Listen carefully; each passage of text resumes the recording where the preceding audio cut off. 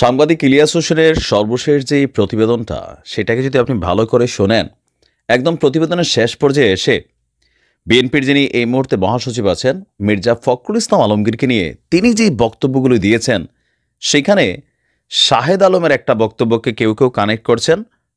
সাংবাদিক শাহেদ আলম সবাই চিনেন। তিনি বলছিলেন যে ওনার সাথে আমেরিকাতে নাকি একবার দেখা হয়েছিল সাংবাদিক ইলিয়াসের, গেল 5ই আগস্টের পরে। তো শাহেদ আলম জিজ্ঞেস করছিল যে ক্ষমতায় আপনি কাকে দেখতে চান। তো সাংবাদিক ইলিয়াস বলছিল যে তিনি বিএনপি না জামাতকে ক্ষমতায় আনতে চায় বা দেখতে চায়। তো এরপরে বিএনপির কর্মীদের কেউ কেউ বলছেন যে এই প্রতিবেদনটার শেষ অংশে তিনি যে বক্তব্যগুলো দিয়েছেন এইটাও একটা মেটিকুলাস প্ল্যান। বাট সাংবাদিক ইলিয়াস তিনি যখন কোনো কথা বলেন নিশ্চয়ই তিনি প্রমাণ নিয়েই বলেন, এটা নিয়ে তার আসলে কথা বলার কোনো সুযোগ নেই। দর্শক, যে 24 জনের যে এক ঘটনা 24 জনের প্রাণহানি, সাংবাদিক ইলিয়াসের সর্বশেষ যে ভিডিওটা, সেখানে তিনি বেশ কিছু দাবি করেছেন। মির্জা ফখরুল ইসলাম তিনি ইসলাম বিদ্বেষী, মির্জা ফখরুল ইসলাম ভারতের দালাল, কারণ তিনি প্রথম আলো এবং ডেইলি স্টারকে নিয়ে সাপোর্টিংয়ে কথা বলেন। তারপরে তিনি এও বলেছেন যে মির্জা ফখরুল ইসলাম যথেষ্ট দুর্নীতিবাজ, অনেক টাকা লুটপাট করে অস্ট্রেলিয়াতে তার যে মেয়ে এবং মেয়ের জামাই আছে ফাহাম আব্দুল সালাম, তাদের কাছে তিনি পাচার করেছেন। বিএনপি যখন ক্ষমতা ছিল তখনও লুটপাট করেছেন। আওয়ামী লীগের 15 বছর তিনি অনেক টাকা কামাইছেন। ভবিষ্যতে যখন আবার ক্ষমতায় আসবে আবারও লুটপাট করবে মির্জা ফখরুল ইসলাম।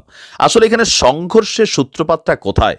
কেন মির্জা ফখরুল ইসলামকে নিয়ে সাংবাদিক ইলিয়াস আসলে হঠাৎ এতটা ক্ষিপ্ত হলেন?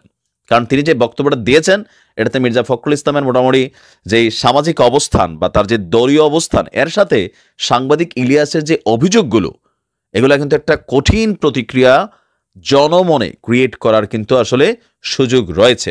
এখন মির্জা ফখরুল ইসলাম এ নিয়ে এখন পর্যন্ত কোনো কথা বলেননি। সূত্রপাতটা হচ্ছে প্রথম আলো ডেইলি স্টারের ইস্যুতে যখন সাংবাদিক ইলিয়াস এবং পিনাকি ভট্টাচার্যরা একটা মিশন পরিচালনা করছেন। পিনাকি দাদা জিয়াফত কার্যক্রম থেকে শুরু করে প্লাস প্রথম আলোর অফিস ভাঙা থেকে শুরু করে অনেক কিছুতে তারা চাচ্ছেন এই পত্রিকাগুলো যেন বন্ধ হয়ে যায়, কারণ তারা ভারতের পারপাসকে সার্ভ করে। মাঝখানে একটা ঘটনা ঘটছিল যে প্রথম আলো এবং ডেইলি স্টারের অফিসকে ঘেরাও করার জন্য তাদের সমর্থকদের একাংশ সেখানে গিয়েছিলেন। এরপর সেখানে বিষয়টা নিয়ে পুলিশি এবং সেনাবাহিনী বিজিবির বাধার মুখে তারা পড়েন। তখন এই ইস্যুগুলো নিয়ে মির্জা ফখরুল ইসলাম আলমগীর তিনি বলছিলেন যে 5ই আগস্টের আগে সংবাদপত্রের উপরে এমন ধরনের আক্রমণ আসলে বাংলাদেশে তিনি দেখেন নাই, বা এমন বাংলাদেশ তিনি দেখেন নাই, সেটা নিয়েই সাংবাদিক ইলিয়াসের বক্তব্য। পাশাপাশি হচ্ছে যে প্রথম এবং ডেইলি স্টার এই দুইটা পত্রিকার পক্ষে এই যে অবস্থানগুলো সাংবাদিক ইলিয়াস এবং পিনাকি নিয়েছিলেন, এগুলোর সমালোচনা করেছিলেন মির্জা ফখরুল ইসলাম আলমগীর।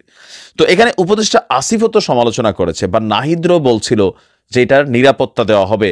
তো তাদের ব্যাপারেও কি বিষয়টা এরকম আসবে? আবার এই যে লুটপাট দুর্নীতির যে কথাটা বললেন, যে প্রথম আলো থেকে বান্ডেল বান্ডেল টাকা খাইছেন মির্জা ফখরুল ইসলাম আলমগীর, যার কারণে তারা প্রথম আলোকে সার্ভ করতে চাচ্ছেন, এবং তিনি ইসলাম বিদ্বেষী। এই দেশে হুজুর বা এই যে রাজনীতিগুলা এগুলা তিনি পছন্দ করেন না। তারা ইসলাম বিদ্বেষী একটা মেন্টালিটিতে মির্জা ফখরুল ইসলাম আছেন। এখন ঠিক নির্বাচনের আগ মুহূর্তে এমনি বিএনপির অবস্থা খুবই খারাপ বিভিন্ন কারণে, আপনার কিছু কিছু নেতাকর্মীদের কারণে, আবার বৈষম্য বিরোধী আন্দোলনের সাথে যে সাংঘর্ষিক অবস্থান আছে, এর মাঝখানে সাংবাদিক ইলিয়াসের এই প্রতিবেদন মির্জা ফখরুল ইসলাম আলমগীরের জন্য দলীয়ভাবে আসলে কি রিয়াকশন আনবে আমি জানি না, নেতাকর্মীদের কাছে কি রিয়াকশন আনবে জানি না, তবে ভোটারদের কাছে মির্জা ফখরুল ইসলাম সম্পর্কে এই বক্তব্যগুলো কোথাও না কোথাও প্রতিক্রিয়া তৈরি করবে। তবে মির্জা ফখরুল ইসলাম সম্পর্কে দলমত নির্বিশেষে সবার একটা পজিটিভ ধারণা আছে যে তিনি খুব শান্ত স্থির মানুষ, ভদ্র মানুষ নিতান্তই।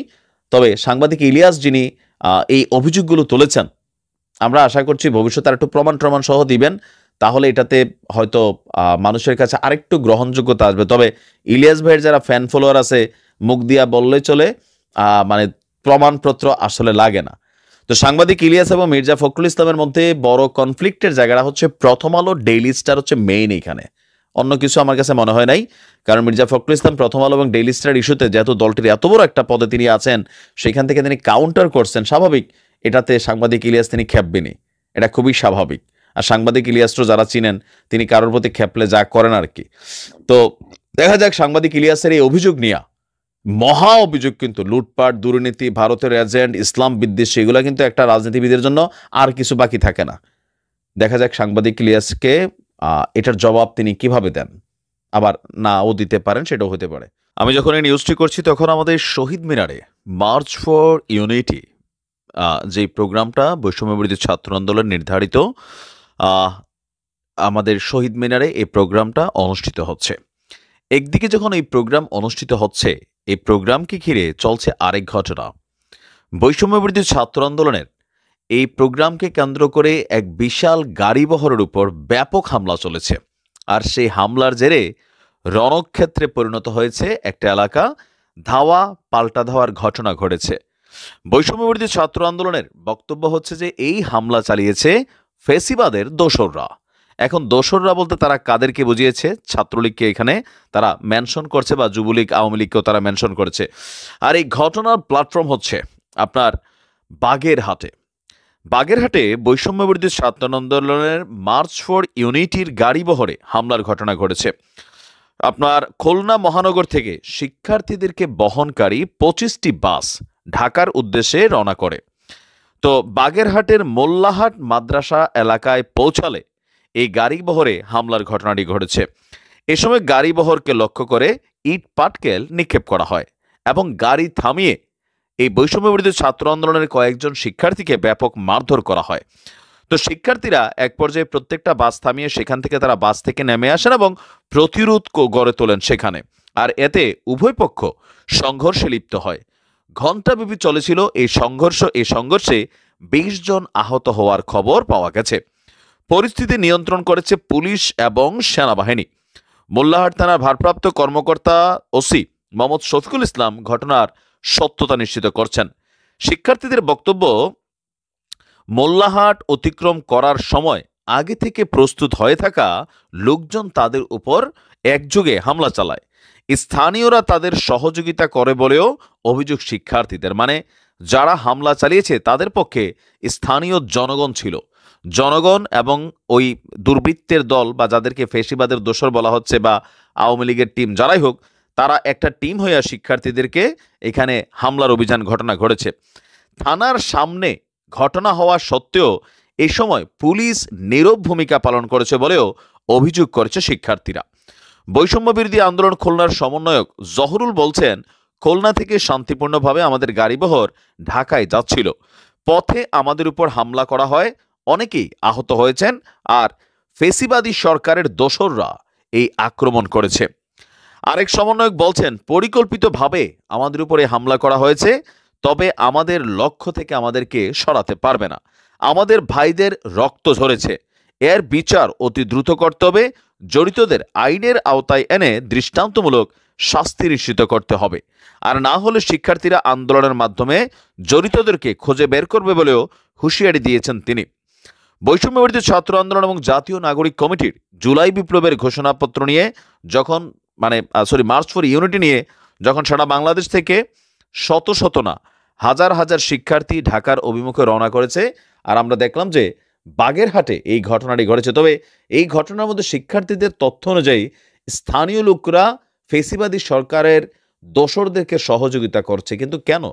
বাগেরহাট কি আওয়ামী লীগের মানে কোনো মানে নিশ্ছিদ্র দুর্গ নাকি? মানে কি কারণ? আবার তাদের অভিযোগ অনুযায়ী সেখানে যারা পুলিশ ছিলেন, থানার সামনে ঘটনাটি ঘটছে, পুলিশও নীরব ভূমিকা পালন করেছে। এটাও একটা প্রশ্নবোধক চিহ্ন এই জায়গায়। তো এর বাইরে সারা বাংলাদেশ থেকে আমরা দেখছি শহীদ মিনার মোটামুটি ভালোই উপস্থিতি হয়েছে তাদের, যেমনটা তারা বলছিল যে এখানে প্রায় 1.5 থেকে 2 লক্ষ মানুষের গণজমায়েত করবে। হয়তো দিন শেষে আমরা সংখ্যাটা বুঝতে পারবো। তো এর বাহিরে আর তেমন কোনো ঘটনা ওইরকম ঘটেনি। বিচ্ছিন্ন ঘটনা হিসেবে আমরা এটাই দেখলাম। মোটামুটি বাকি আন্দোলন বা তাদের যে প্রোগ্রাম, সেটাকে এক ধরনের সফলই বলা যায়। তবে উপস্থিতির বিষয় নিয়ে এটা হয়তো আমরা এখনো সংখ্যাটা শিওর জানাতে পারছি না যে কি পরিমাণ মানুষের উপস্থিতি হয়েছে।